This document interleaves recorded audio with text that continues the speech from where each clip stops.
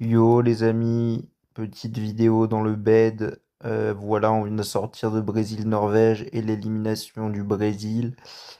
Et c'est le moment de faire le bilan des 6 dernières Coupes du Monde disputées par le Brésil.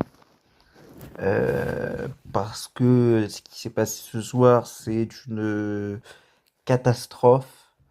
On en parlera sûrement dans une vidéo, mais quel match de fou furieux en tout cas en termes de spectacle, de football, de divertissement. Mais donc voilà, il y a cette victoire en 2002. En 2006, il y a cette victoire, il y a cette défaite, pardon, contre l'équipe de France en huitième, où par moment on sent un peu une équipe dépassée, un peu sans âme. Et si je dis pas de bêtises, même en poule, il me semble que c'était pas que voilà, ce manque d'âme, on l'avait déjà ressenti, donc on se trouve face à une élimination qui en tout cas en termes d'état d'esprit est plutôt piteuse, même si c'est pas forcément une honte de perdre contre l'équipe de France.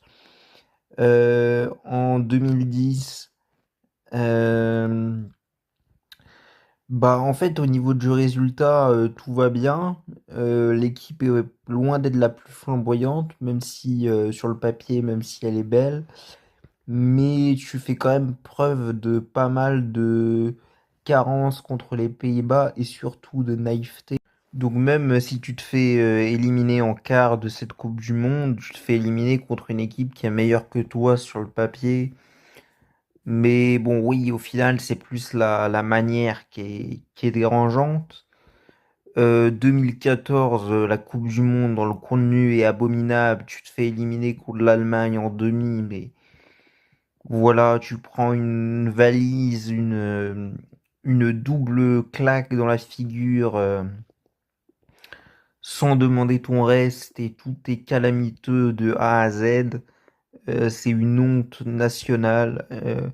Voilà.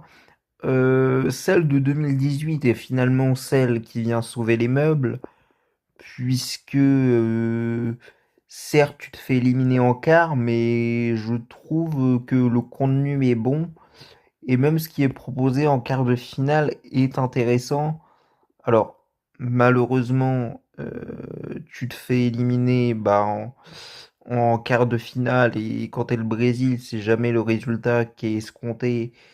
Et avant le match, voilà, avec un peu de recul, oui, le Brésil est clairement favori de ce match contre la Belgique. Donc c'est un peu une élimination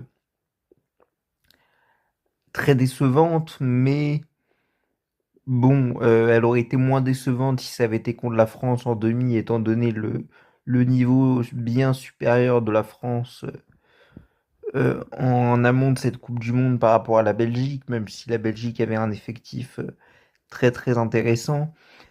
Mais dans le jeu, j'ai trouvé qu'au moins il y avait du, du, du contenu pour les Coupes du Monde à venir, pour les Copa América à venir. On était sur une sorte de préparation d'un avenir dans cette Coupe du Monde. Et en même temps, certes, le Brésil était favori, mais pas au point auquel on pouvait l'attendre 2 ans auparavant. C'est-à-dire face à une équipe de Belgique quand même qui, au niveau de l'effectif, n'avait pas à rougir face à ce Brésil-là. Loin de là, donc c'est loin d'être une élimination catastrophique, bien au contraire. Et c'est une bonne Coupe du Monde pour le Brésil. Et ensuite, si on fait le bilan, bah, celle de 2022, celle de 2022, bah, elle est par moments bonne, mais elle est par moments cataclysmique.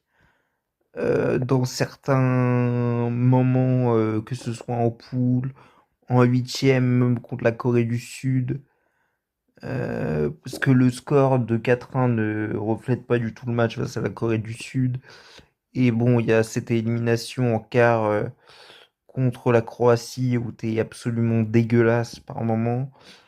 Donc voilà, le Brésil aura été clownesque dans cette Coupe du Monde 2022.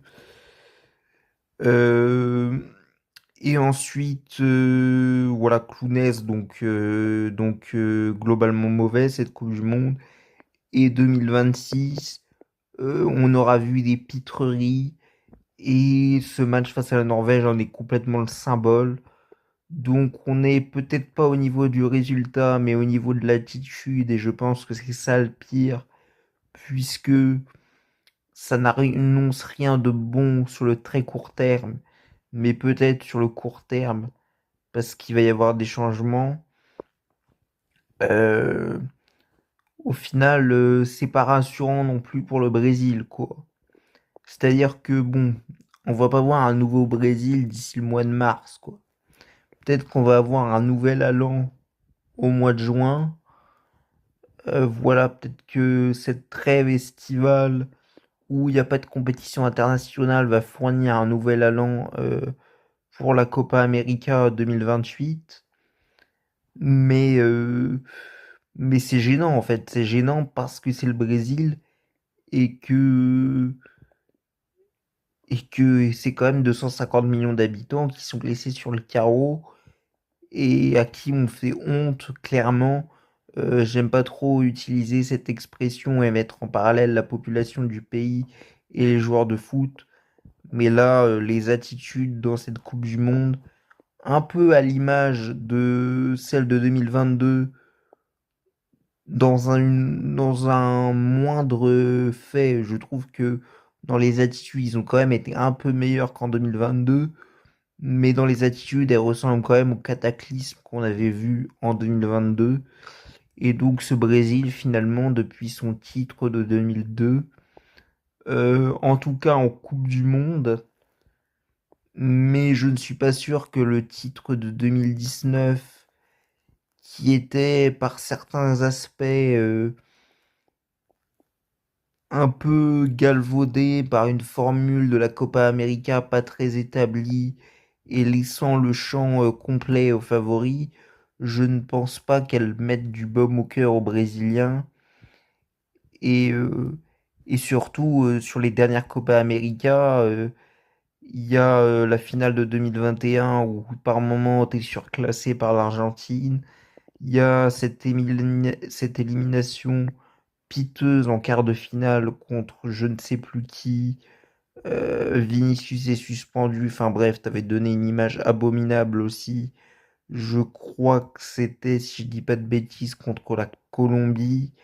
Alors certes, contre une bonne équipe de Colombie, mais cette équipe du Brésil aurait dû normalement rivaliser et était à mon avis plus forte que celle de 2026. Aurait dû rivaliser avec cette Colombie et ça n'avait pas été le cas. Et voilà, le match face à la Colombie, je sais plus si c'était la Colombie, mais en tout cas, avait été, euh, avait été tout aussi lamentable que ce soir dans les mêmes proportions. Voilà, la Copa América 2016 avait été une abomination. Et, et voilà, je ne pense pas qu'en tout cas, même si voilà, il y a eu la victoire en Copa América 2007, si je dis pas de bêtises, oui c'est ça. Voilà, tu avais une Copa América complètement ratée en 2015, complètement piteuse aussi dans les attitudes.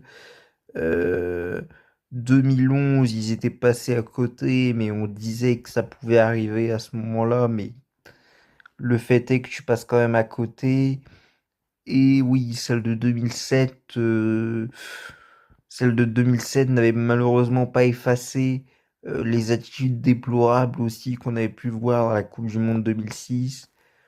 Donc, euh, donc voilà, et bon, pareil, la concurrence n'était pas très féroce en 2007 durant cette Copa América.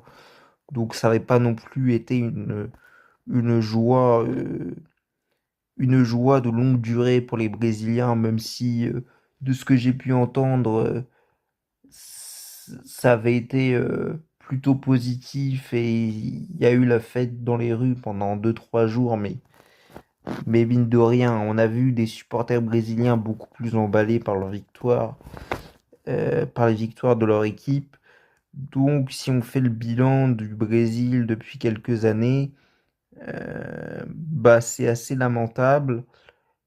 Sachant que sur un malentendu, sur une Coupe du Monde où tu as quand même potentiellement 7 pays sud-américains sur 10 qualifiés, tu as quand même par moment, on s'est demandé si le Brésil allait pas finir par ne pas se qualifier. Et franchement, par moment, tu étais à deux doigts de passer à la trappe. Et, et ça s'est fait finalement, c'est passé pour eux parce que au final, t'as pas de concurrent assez solide sur le continent américain, sur le continent sud-américain.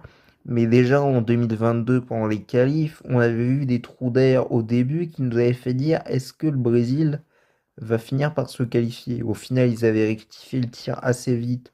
Au bout de trois matchs, ils s'étaient qualifiés. Mais ne serait-ce que pour la qualification, alors que les qualifications sud-américaines sont très faciles, tu galères alors que tu es le Brésil et que tu as roulé sur ces qualifications pendant 60 ans. euh, Bah au final, tout ça est assez gênant et assez symptomatique euh, voilà, des errements brésiliens. Et je finirai quand même là-dessus. Même en matchs amicaux, qui étaient des matchs que tu gagnais tout le temps d'habitude, tu finis par perdre ou faire match nul face à des équipes largement à ta portée ou un peu inférieures à toi, et pourtant dans des matchs où il n'y a pas de pression, et ça c'est assez symptomatique de la déchéance du Brésil qui ne sait plus se concentrer sur l'instant présent, et je pense que ça résume bien le Brésil depuis, j'allais dire depuis 20 ans, allez, ne soyons pas trop sévères non plus, mais depuis 17-18 ans, on va dire. Et malheureusement, Carlo Ancelotti, même s'il a eu des failles sur ce match contre la Norvège, n'y peut pas grand-chose. Voilà, voilà. Je vous laisse, prenez soin de vous. Bonne nuit, je vais aller regarder Mexique-Angleterre.